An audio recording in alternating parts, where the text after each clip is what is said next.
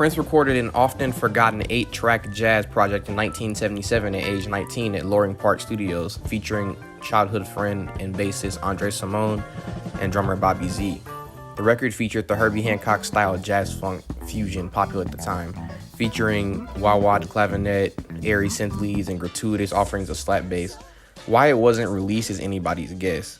I'd say Warner Brothers balked at a purely instrumental release from their new star, figuring it probably lacked pop appeal, or maybe they thought the material blended together. Regardless, the album is startling in its quality, and it at the very least shows you how tight Prince's earlier bands were.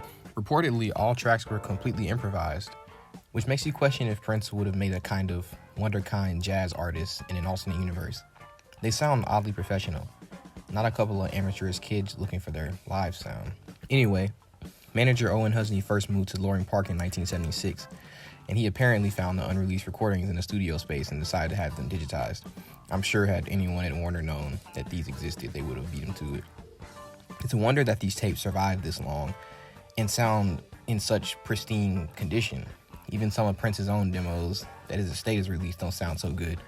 Husney reportedly returned with Cymone in 2017, and he recognized the space that used to be the office space/studio as a group of one-bedroom apartments, a place he noted as a spot Prince once met with him and Chris Moon with the rough version of Soft and Wet, the originality of which he was floored by.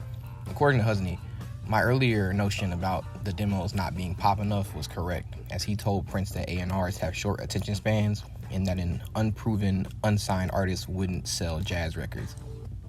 Apparently, Prince recorded a cassette called FU with conventional verse-chorus pop structure.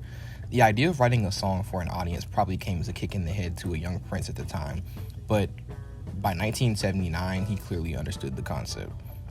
430 Oak Grove seemed like one of those seminal musical locations that was never memorialized or celebrated. It was the beginnings of a young musical legend whose talent was obvious, but whose image and songcraft hadn't quite become what it would later.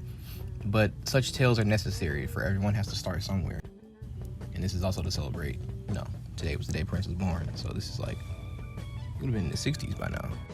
I like to think cheeky little stories like this humanize people whose existence has become something of folklore or myth, because it just goes to show that these are normal people too, or at one point was a regular person. And it just goes to show how perception can be so warped that people become larger than themselves, because, he was just a regular cat, just like any of us who just happened to be especially successful.